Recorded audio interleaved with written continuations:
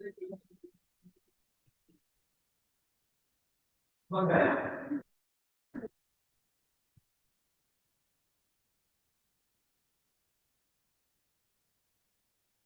भी मैं ना सिर आलम भाजी सरवर साहब गल सुन लिया करो गरीबां दी। मैं ना माइक ये माइक म्यूट करें जी अपने प्लीज। जब आप ऑनलाइन क्लास ले रहे हो तो काइंडली अपने माइक म्यूट किया करें। डेकोरम होता है क्लास का। कैसे हैं आप लोग? ठीक हैं? मौसम कैसे हो? आप ठीक हो?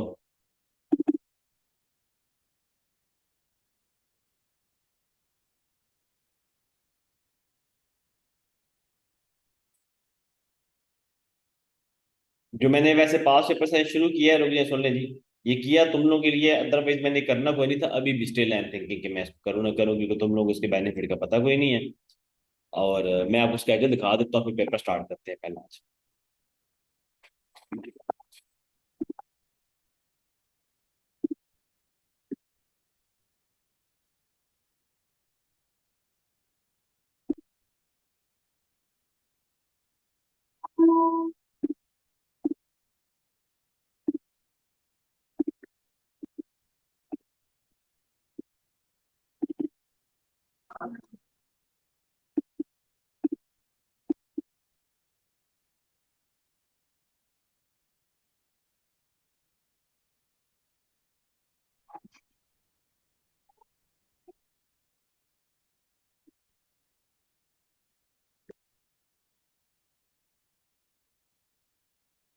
18 दिसंबर हो गई है ना?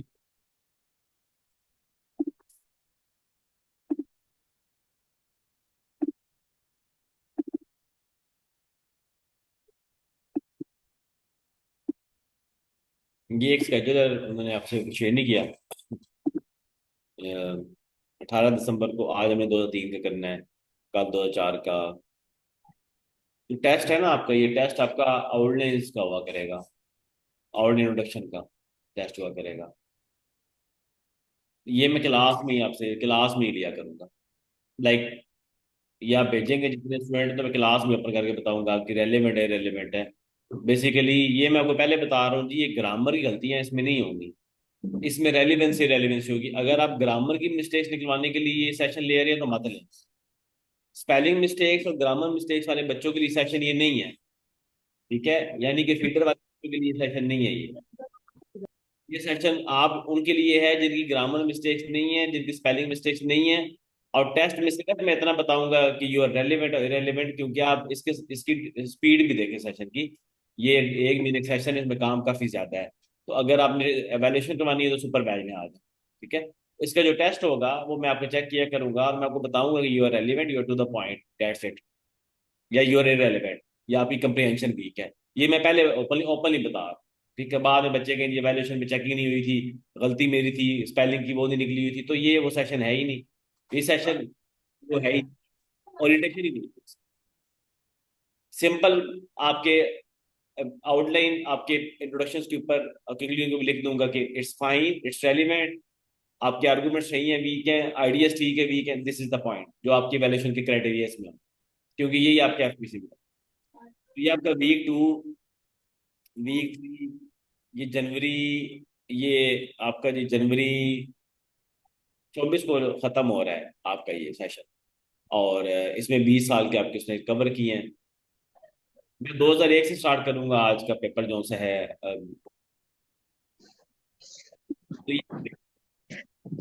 हाँ, इसमें पैटर्न दूसरा बता देता हूँ। क्लास के अंदर क्या होगा वो आपको आज ही पता चल जाता है जी। क्लास के अंदर मैंने क्या करना है, क्लास के अंदर मैं आपको सारी आउटलाइन बनाने जा रहा हूँ। पहला पेपर हम खोल लेते हैं जी। पहला पेपर खोल लेते हैं।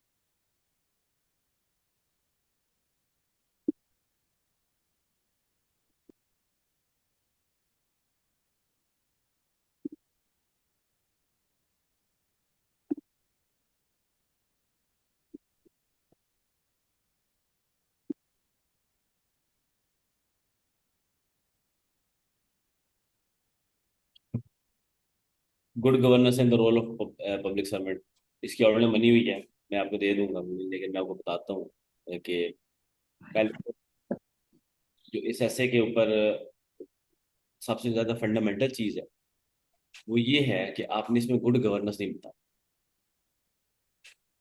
यहाँ पे बच्चे गलती ही करते हैं, वो सारा ऐसे लिखते हैं गुड गवर्नेंस क्या है, कैसे होती है, कैसे नहीं होती, हम कैसे कर रहे हैं, ऐसे को पहचाने। उसने कहा हुआ है good governance and the role of public servant, ठीक है। इसमें की फोकस किस पे होना चाहिए? मुझे कि चाय ला दो, सर में दर्द हो गया हमारे को।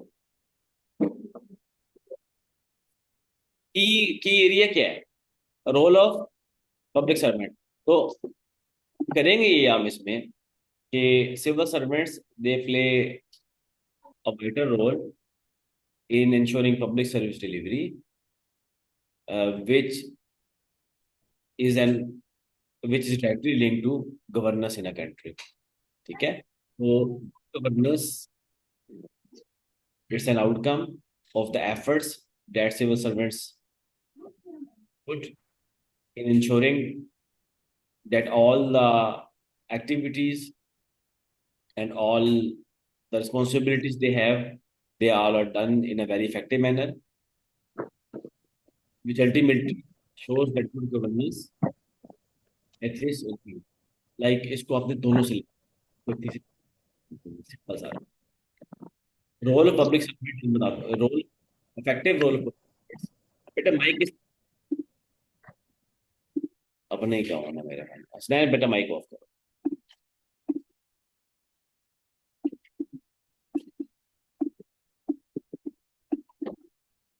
Public servants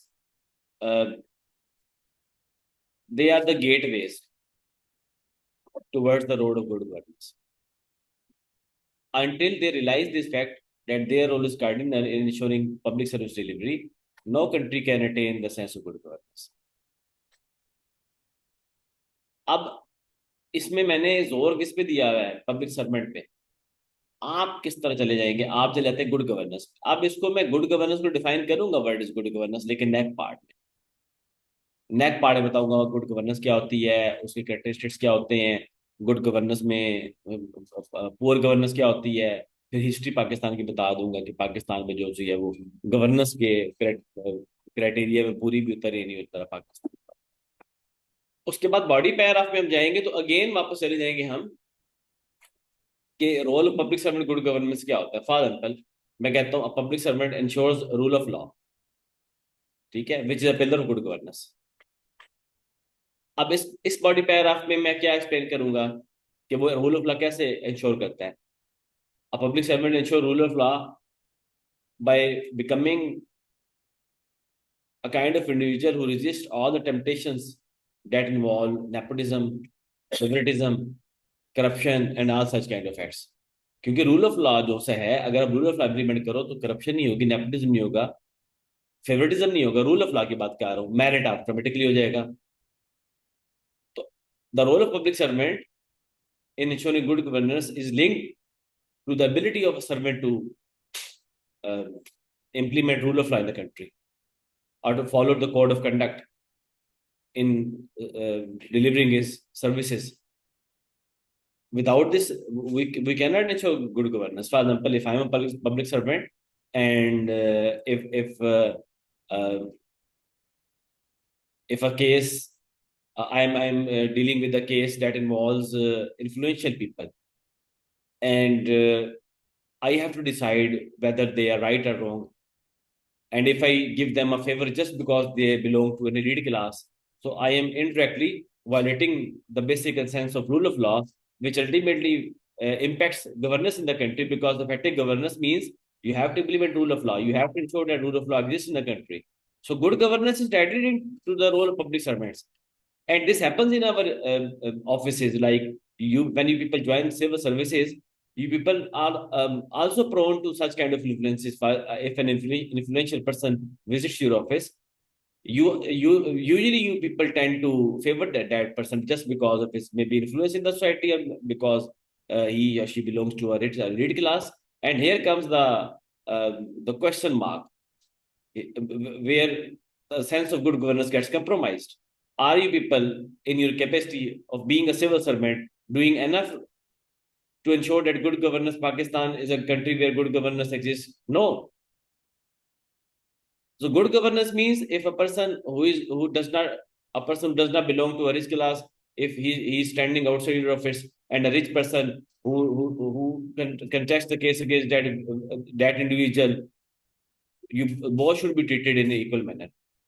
So this is good governance. It because the sense of good governance is public service delivery. Public service delivery means that you are bound to treat everyone under the ambit of rule of law without any discrimination. So the role of public servant is very much essential in ensuring that rule of law is there in the country, and that ultimately strengthens governance in the country. Without this, no one can ensure good governance. ये एक basic reason है आपकी governance अच्छी ना होने की. आप आज ऑफिस चले जाएं, किसी के अपने दोस्त के चले जाएं, ठीक है, वहां पे आप देखेंगे फिनोमिनन के मे बी कुछ को वो फेवर दे रहे हैं जो लीड रिच क्लास के. मैंने अक्सर नोट किया है, सॉरी मैं खुद पब्लिक सर्वेंट, मैंने अक्सर नोट किया है कि आप एमएनए एमपी आता है तो पब्लिक सर्वेंट बैठा हुआ है तो वो और प्रोटोकॉल होता है. एक गरीब आदमी आता है तो और प्रोटोकॉल होता है. तो गुड गवर्नेंस तो गई ना भाड़ में, क्योंकि गुड गवर्नेंस का होता सेंस ही होता है कि पब्लिक सर्विस डिलीवरी होती है कि आप सबके लिए एक जैसा रवैया रखे रूल ऑफ लॉ में. तो गुड गवर्नेंस का तो कार्डिनल नहीं हो गया. फिर इसमें दूसरा टॉपिक स्टेटमेंट बना सकते हैं कि public servant can increase the efficiency in the utilization of resources, and that is another pillar of rule of good governance. For example, we all have resources. When you people will join your office, you people will have access to resources. How you people utilize those resources, that will define the kind of governance you offer to the people.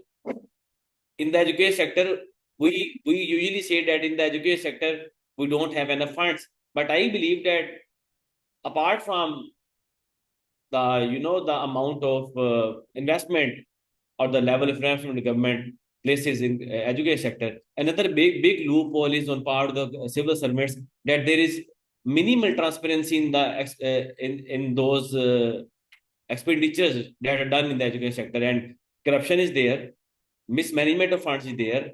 So how you people can ensure good governance if you people are unable to manage resources effectively?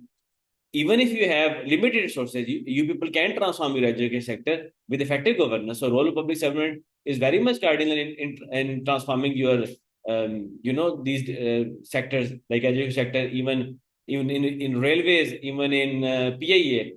If government servants, they take an initiative and they do their work very nicely, the governor, you will see the change in governance. You will see the impact of governance in the country. You will see a complete transformation of these departments.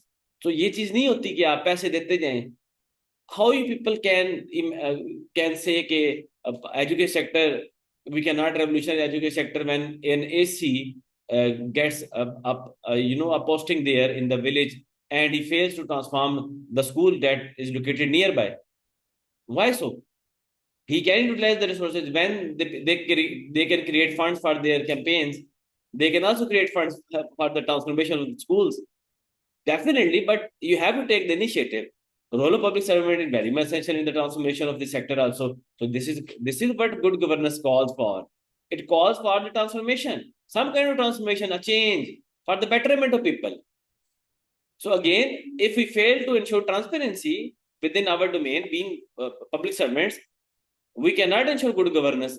ये तो एक हम कहते रहते हैं कि यार हम जो से गुड गवर्नेंस कर रहे हैं, तो पॉइंट ये है कि टॉपिक स्टेटमेंट जो से हैं यार उसको पैराग्राफ में किस तरह जनरेट करना है. ऐसे एक डिबेट होती है, एक वो डिबेट जिसमें आप अपने आइडियाज देते हैं. यहाँ पे ये जो ऐसे आया था ना, good governance the role public servant, तो इसमें आपने अपनी डिबेट करनी है. इसमें वो कंटेंट तो मिलेगा नहीं. फॉर एग्जाम्पल मैं ट्रांसपेरेंसी की बात की है, तो ट्रांसपेरेंसी में आप बताएंगे ट्रांसपेरेंसी फंडिंग के अंदर कैसे कर सकती है और उससे ट्रांसफॉर्मेशन कैसे आ सकती है.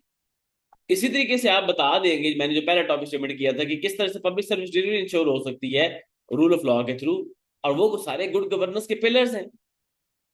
इसी तरीके से अगर हम एक और टॉपिक स्टेटमेंट देख लेते हैं तो हम कह सकते हैं कि good governance, another pillar of good governance is transparency, accountability. Okay, accountability. Public servants must make themselves accountable, it will directly impact your governance. Most public servants, they avoid this. They avoid uh, to enter into the sphere of accountability. And one of the basic reasons is exploitation in the country also. Maybe, you know, some public servants, they get exploited. वो innocent होते हैं लेकिन exploit हो जाते हैं, क्योंकि यहाँ पे फेवरेटिज्म और चीज इतनी ज्यादा है कंट्री में. To make yourself accountable is the very sense of good governance. Public servants, if uh, if they take an initiative in this regard individually and they make themselves accountable, good governance will be the outcome in the office. For example, if you are posted somewhere as a DC and you people, anyone among you, make sure that no one commits any kind of corruption and you people make everyone accountable, the level of service delivery will automatically be increased, because people, they will have a clear observation, they will have a clear sense, they will generate a clear sense that no, we don't have to pay them for our legitimate work also. तो वहां पे service delivery खुद ही बढ़ जाएगी, speed बढ़ जाएगी. कैसे बढ़ेगी? अकाउंटेबिलिटी से ही होता है. अकाउंटेबिलिटी जब आप करते हैं तो एक तो फंडिंग सही जाती है, लगती सही है, फिर लोगों लोगों का एतमाद बढ़ता है आप पे अकाउंटेबिलिटी से. जब लोगों का एतमाद बढ़ता है तो वो आपकी गवर्नेंस का तो इम्पैक्ट होता है, गुड गवर्नेंस का, पूरे गवर्नेंस का इम्पैक्ट होता है कि लोगों का एतमाद गिरता है आप पे. तो पब्लिक सर्वेंट अकाउंटेबिलिटी करेगा ना अपनी. आप डीसी हैं तो अपने आप अपना मैकेनिज्म बनाए वहां पे अकाउंटेबिलिटी का, ऊपर से एक नीचे कलर तक अकाउंटेबिलिटी हो हर फाइल की. Accountability not in terms of पैसे, अकाउंटेबिलिटी इन टर्म्स ऑफ कि आप काम को कितना तेज कर रहे हैं, कितना रोक रहे हैं. हर हर बंदे का जो काम आता है आपके पास, या किसी का गरीब का अमीर का काम, वो भी अकाउंटेबिलिटी होती है कि किसी का आपने काम जल्दी कर दिया, किसी का भी कर. जी.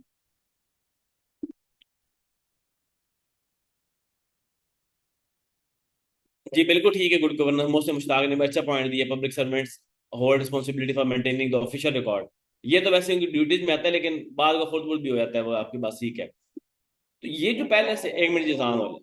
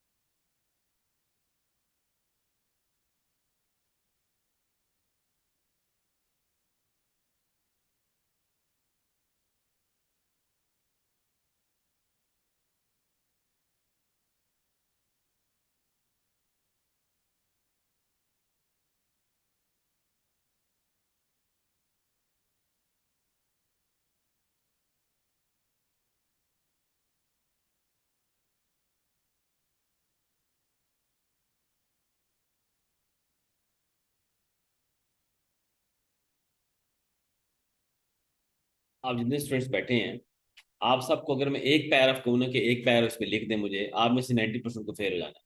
और आप लोग 2025 का पेपर देने जा रहे हो। मेजोरिटी ऐसे में फेल इसलिए हो जाते हैं, इवन राइटिंग उनकी अच्छी होती है और वो बाद में कहते हैं जी मैंने बड़ी तैयारी की थी, बड़े मेंटोर्स चेक करवाया था। पॉइंट ये होता है कि आप बैलेंस आर्गुमेंट को बैलेंस कैसे कर रहे हैं। अभी अगर मैं आपको ऐसे दूं तो आप इसको सारा गुड गवर्नेंस पे लिखाएंगे, रोल पब्लिक सर्वेंट आप नहीं लिखेंगे उसमें, वो आप एंड में एक पैराग्राफ बनाएंगे कि पब्लिक, वो मुझे जानते हो ना आपकी साइकिल मुझसे बेहतर कौन जानता है। आप एंड में लिख देंगे कि पब्लिक सर्वेंट को चाहिए ईमानदारी से काम करें, करप्शन ना करें, ये ना करें, ये ना करें। तो इस तरह नहीं, इस तरह नहीं करना। हर पैराग्राफ में आपने रोल ऑफ पब्लिक सर्वेंट को लेके चलना है और उस गुड गवर्नेंस को से लिंक करना है, वरना नहीं होगा अदरवाइज। बैलेंस होगा, yes, this is the point. Balance होगा, पहले ऐसे समझ आ गया आप लोगों को। दूसरी चीज ये है कि खवातीन हजरात, मोहतरम और मोहतरमात, आप लोग अपनी डायरी शायरी लेके बैठा करो। टाइम कम है, ऐसे ज्यादा है, 7 पॉइंट लिख लिया करो। जो बोलता जाता हूँ लिख लिया करो ताकि तुम लोगों को टॉपिक की समझ आए, बैलेंस करने की समझ आए। बनाया है तो लेट आया है, क्यों बनाओ दोबारा। इसका थीसिस ये होगा कि public servant, they are the gateways towards the path of good governance in the country, and without their effective role good governance becomes a sore a pipe dream, simple. लिखे हैं रोल ऑफ पब्लिक सर्वेंट जो है, ठीक है। It's very much cardinal in ensuring good governance in the country. As public servants, they add strength to the pillars of good governance, ensuring its existence in a state. And without their role, the pillars of good governance, the pillars of governance gets corroded, resulting into the emergence of poor governance in the country. वाह, बन गया, ठीक है। इस तरह बनाया गया है, मतलब आप उसको देखिए, पब्लिक सर्वेंट है, पिलर्स में स्ट्रेंथ ऐड कर रहा है, फिर वो चला गया, स्ट्रेंथ गई, क्रोयन हो गई, पुअर गवर्नेंस आ गई, ये पिक्टोरियल रिप्रेजेंटेशन ऐड किया करें। अच्छा जी, sweet are the use of adversity, बड़ा प्यारा ऐसे है। इसकी भी ऑर्डर मैं आपको दिखा दूंगा, बनी हुई है जी, मैंने बोल बोल के काफी बनाई हुई है। Sweet are the use of adversity का मतलब है adversity, it add strength. If you want to gain strength, move out of your comfort zone. मतलब out of comfort zone means you have to enter into the sphere of adversity. Adversity in life, it teaches us lessons like, in difficult moments we get to know who are true people in our life and who are fake, ठीक है। So adversity, मतलब the fruits are, sorry, the uses are sweet, because if you get to know that who is true and who is fake, what else you need in your life? It only happens when you face such times, such moments, difficult moments, challenging moments in your life. Otherwise, you never know that the people around you, what they actually are, they what actually their true face is. Only in difficult moments you come to know about such kind of people. So sweet are the use of adversity, क्यों तनवीर, है ना, समझाइए। Similarly, adversity, it it throws light on our inborn traits. For example, a man is more than he can know of himself. A man is much more than you people are much more than you people know about yourself. So you people only get to know about your strength and weaknesses when you are in difficult moments. You people can only fathom the level of adversity you people can bear, or level of difficulty you people can bear, or level of pressure you can people bear when you are placed in such a situation.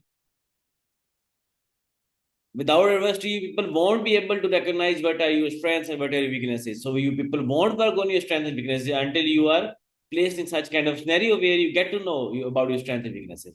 So sweet are the use of adversity, right? Adversity, it makes one able to recognize one's true path. Without adversity, you fail to find your purpose in life. Yes, within adversity lies an opportunity. Within adversity lies an opportunity. So sweet are the use of adversity. अब यहां तक तो बातें बड़ी प्यारी हैं, इनको prove कौन करेगा? This is the point, how you prove your paragraph, this is the point, ठीक है। समझ रहे बात मेरी? तो वो क्या कहते हैं, चेहरा नूरानी, और बाकी सीरत जो सी है वो आप, बाकी जो आपने अपना हाल कर देते हैं पैराग्राफ। तो टॉपिक स्टेटमेंट ऐसे बनाते हो, बंदा कहता है यार ऑक्सफोर्ड का बंदा लग रहा है। नीचे पढ़ते तो MIT Mughalpur institute of technology का निकलता है। तो कॉपी पेस्ट करते हैं ना, मसला ही है। तो कैसे मैं बताऊं जी, in in the sphere of adversity lies an opportunity. कैसे? Only a few people they possess the courage to face difficult challenges in life. Only a few people. And within the sphere of those difficult challenges, we usually find opportunities that no one can else have. Many people say that this person has gained so much popularity in life, or he has accumulated fortune in terms of wealth also. You never know that that person might have sacrificed his life for that.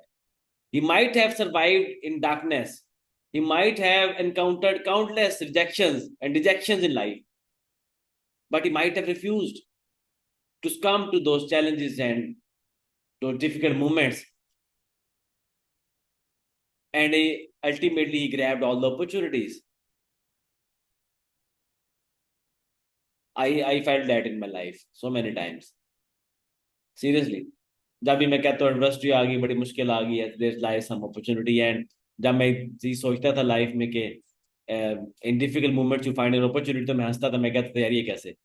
Ultimately I don't know how, but Allah has placed me in such kind of scenario where I have no option but to fight adversity. Yes, sometimes nature places you in such in difficult moments and in adversity, but adversity must not be in the form of self-imposed miseries. Like sometimes we choose to fall in adversity. We choose role relationships. We choose role career paths.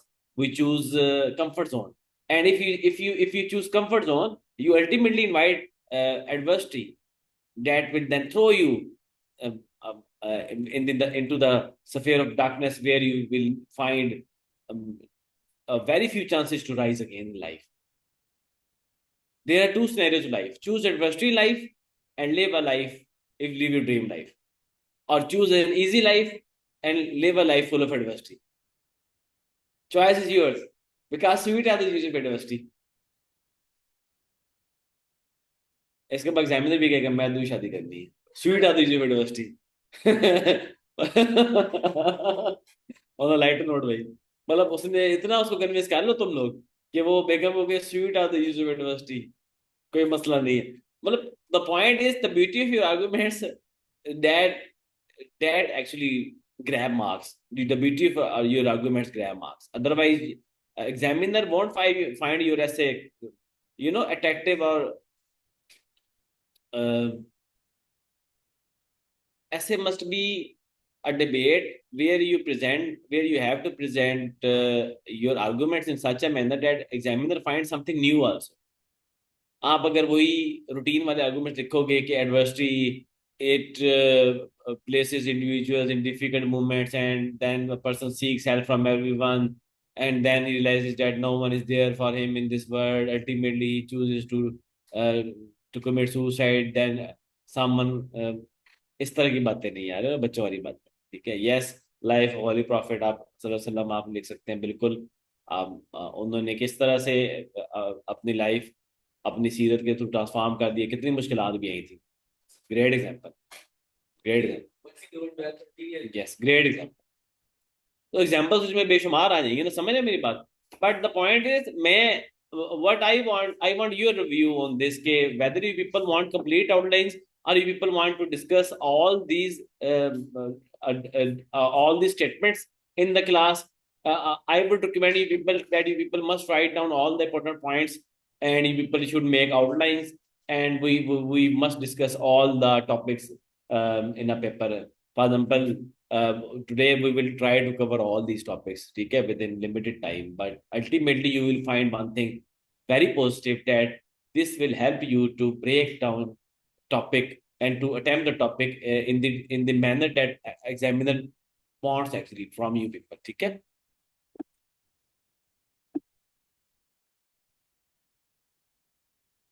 बतूल, ये तो demand बहुत ज्यादा है, discuss तो कर लूंगा, order भी दे दूं। बहुत सयाने, बहुत सयाने हो। बतूल बड़ा अच्छा बच्चा है मेरा, बतूल। अल्लाह तुम्हें पास करे।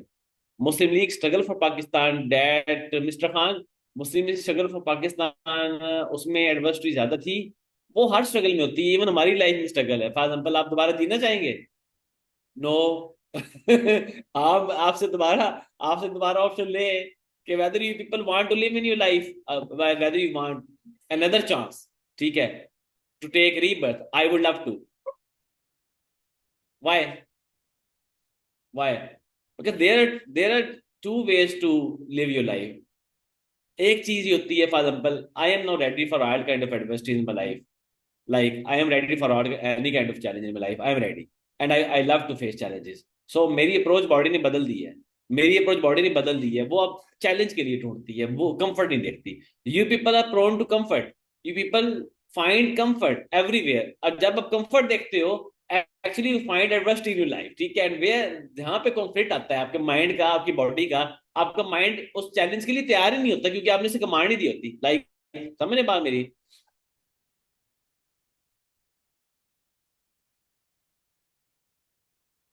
क्या कह रहे हैं खान साहब? यस सर, आप तो पता चल गया कि कैसे सीएस निकालना है।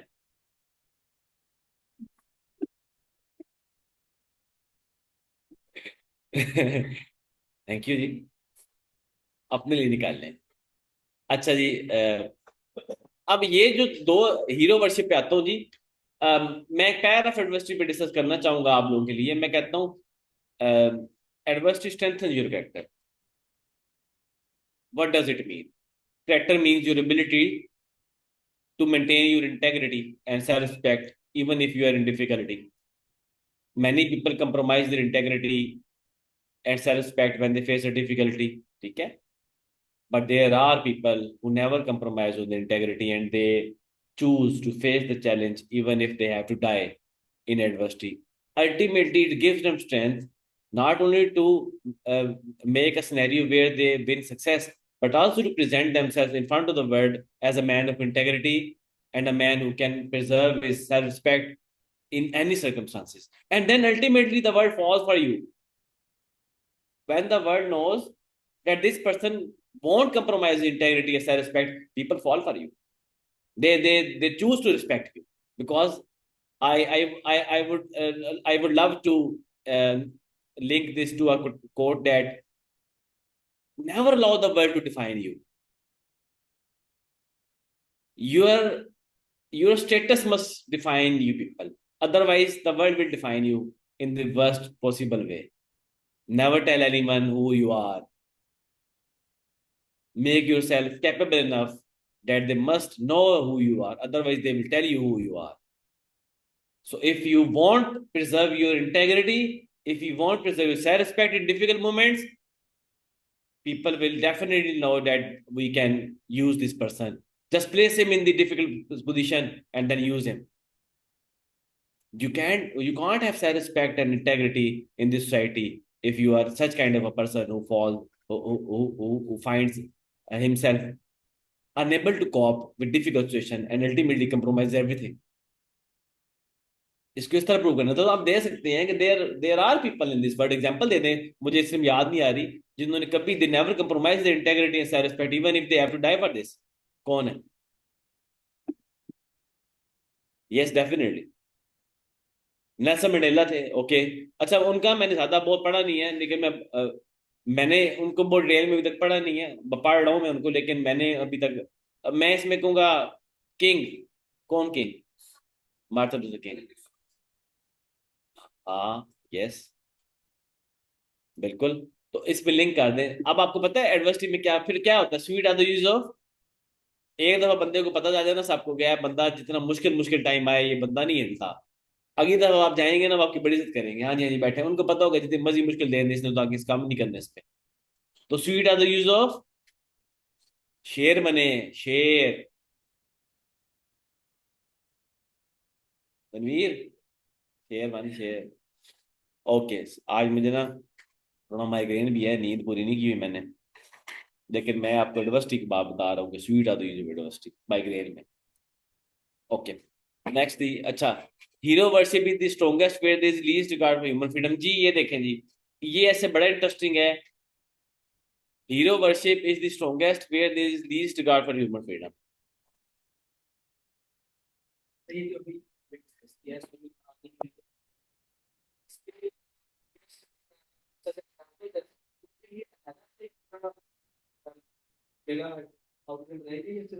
नहीं अलहदा से बनाए, बट मैं एक बात बताऊं, दो चीजें आप लोगों ने, एक दो चीजें मैं इसमें फील करता हूँ कि आप लोग जो से, मैं फील करता हूँ, मेरे स्टूडेंट्स तुम लोग, मैं ये फील करता हूँ सीरियसली कि आप चलें, ये इसको शिकवा समझ लें या आप एक रिकमेंडेशन समझ लें।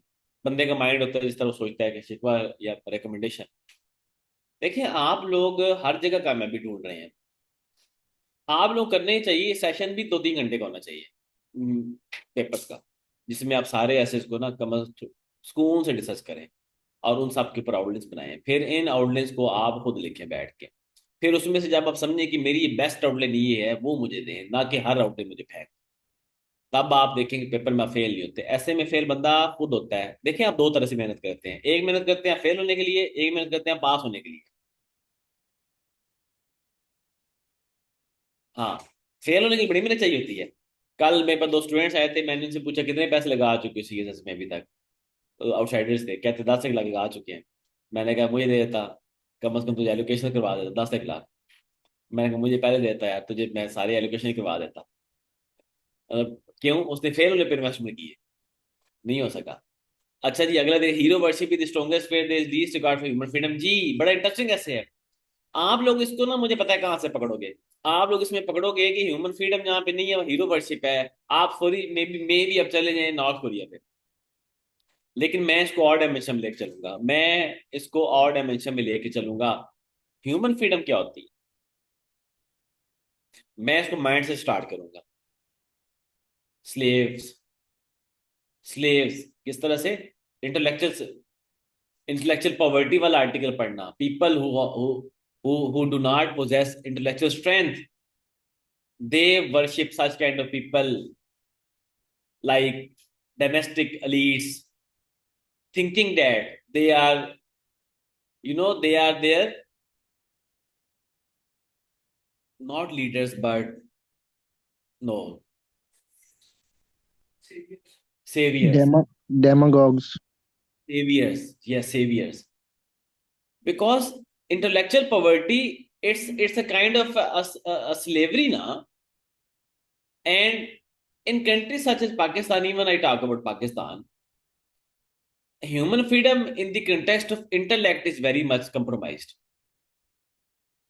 People are not free mentally. Well, if we discuss this with a person who is not highly educated, or maybe who even a person who does not know about what the role of a leader is, or what actually democracy is, he is a slave. His freedom to think is compromised. And in such kind of societies, people always tend to worship those a few limited individuals. ये phenomenon बड़े सगीर में बहुत ज्यादा है। आप देखें, ये Europe में नहीं है। अब उसकी वजह बताता हूँ। ह्यूमन फ्रीडम जो सी होती है ना, वो लिस्टेड कहाँ कहाँ पे होती है? सबसे पहले थिंकिंग में लेके जाऊंगा मैं। एक बंदा जो इंडिपेंडेंट सो ही नहीं सकता, वो हर जगह कंप्रोमाइज्ड है। आप ह्यूमन फ्रीडम को कहते हैं जी, where is least regard human freedom, let's discuss North Korea. In North Korea, the dictator has placed all kind of restrictions on people, so they worship him just to get rid of him. No, an independent mind cannot accept slavery in any kind of circumstances. वहां पे revolution आते हैं जहां पे mind refuse करता है। ये बात जेह में रखिएगा, वरना रेवोल्यूशन नहीं आता। आप जहां भी रेवोल्यूशन देखेंगे वहां पे माइंड ने रिफ्यूज किया होगा। इवन जब आपका माइंड कंसीव कर जाता है ना कि I am no more a slave, I am no more person who fits in this scenario, आप वहां चले आते हैं। चाहे आप जितना मर्जी आपका दिल कर, चाहे जितनी मर्जी फोर्स आप पे लग रही हो, आप छोड़ देते हैं उस पर, वो स्फेयर ही छोड़ देते हैं आप। तो वर्शिप जो सी होती है, ह्यूमन फ्रीडम कंप्रोमाइज किस कंटेस्ट में होती है? जहां पे least regard in contest of human rights. Human rights आपके लिमिटेड हैं। मतलब वहां पे आपकी ह्यूमन फ्रीडम कंप्रोमाइज हो रही है, लीस्ट रिगार्ड है आपके ह्यूमन फ्रीडम का, freedom in interest of your rights. ये फैमिलीज के अंदर भी है, पाकिस्तान के अंदर फैमिलीज के अंदर भी है ये हीरो वर्शिप। अच्छा ये एक और बात, मैं एक बुक का रेफर देता हूँ, डेमोक्रेसी की बुक है, मुझे भूल गई यार, वो बुक बड़ी मजेदार है। उसने कहा हुआ है societies which require heroes to rescue them are bound to fail. क्यों? वो कहते हैं in a society where there are so much incapable people who cannot lead themselves and they wait for a hero to rescue them, such societies must face their disaster, their demise. Every person should be a hero. Every person should be must be able to lead his or her life in the best possible manner. In Europe, for example, if you talk about England, democracy is very much refined there. Why? People are highly educated. They are not egoistic. They know that who are the best people to lead them. This is the only reason that they are performing. There, in England, there is complete regard for human freedom. But once the society in England, it was, you know, kind of a society where human slavery was common. Ultimately, the era of enlightenment transformed the society, and today they place all the record for human freedom, and they know how to choose their people. This is the only reason they are growing in this world. On the other hand, Pakistani society, people are attachment intellectual. They take everything in the sphere of a kind of egoistic mindsets they have. And that egoistic mindset never allow them to choose the person who actually can lead them. This is the only reason we don't have leaders in our society.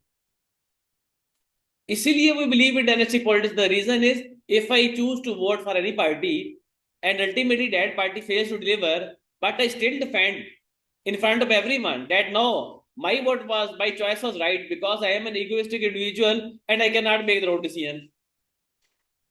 So I will literally worship that person, my leader, by all means.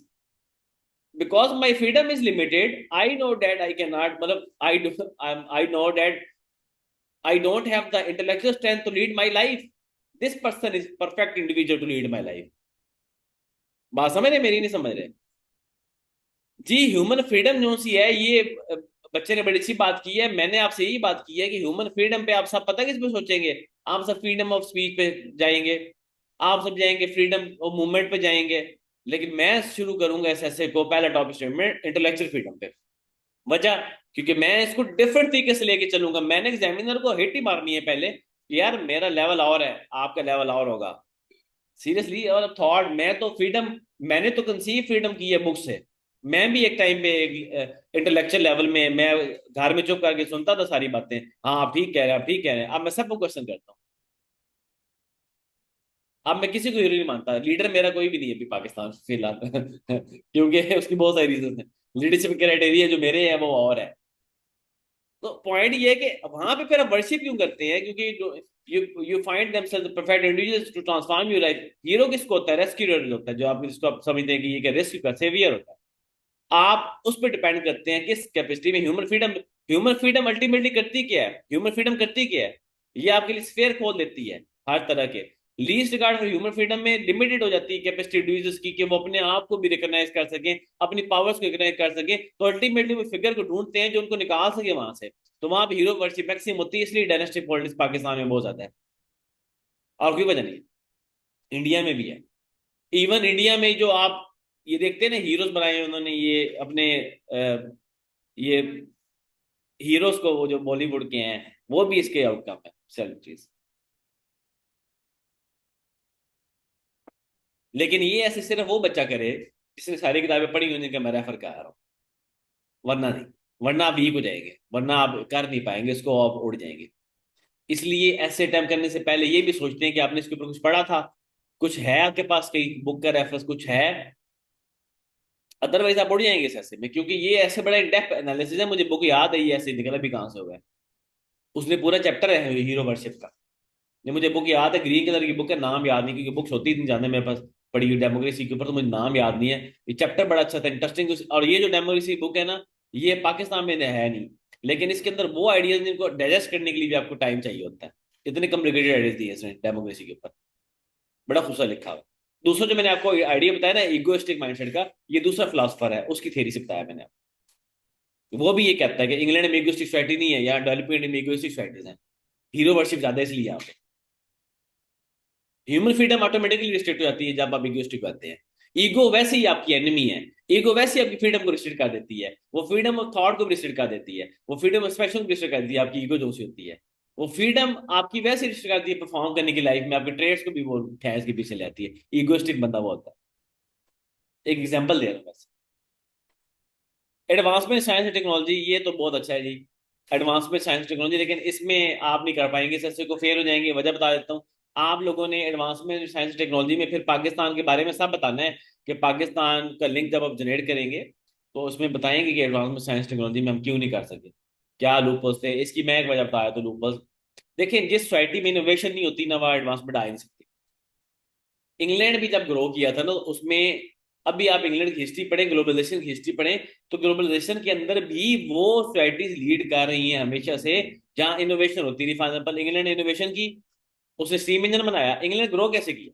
England ने steam engine बनाया, England ने उसके साथ आपकी वो machines बना डाली, अ, उस टाइम इंडस्ट्रीज बना डाली, और इंग्लैंड ने ना टूल्स बनाने शुरू कर दी दुनिया के लिए। अल्टीमेटली उनके पास स्ट्रेंथ आने शुरू की इकोनॉमी की, और उसने सारे, और जो आसपास जो उनको मिलता गया उनको वो पकड़ते गए, और पकड़ के एक्सप्लॉइट करते गए फाइनेंशियली भी। है वैसे उन्होंने साइंस और टेक्नोलॉजी के थ्रू, साइंस कहाँ पे, अच्छा इससे पहले ये मुसलमानों की भी हिस्ट्री है।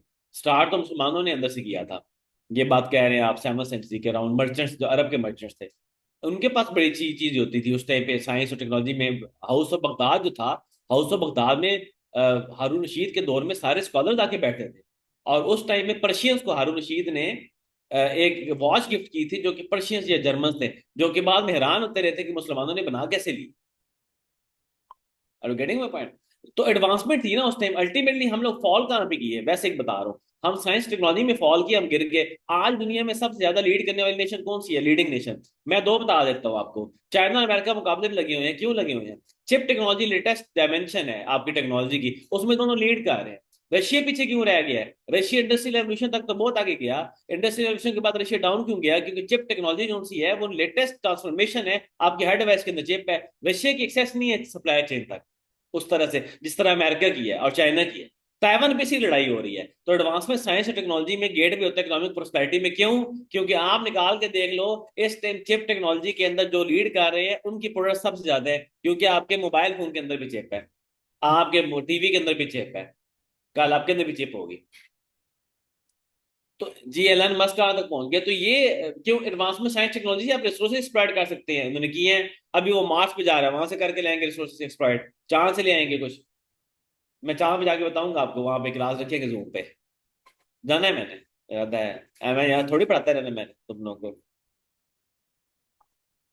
ये चार समझ आए ऐसे कुछ कुछ?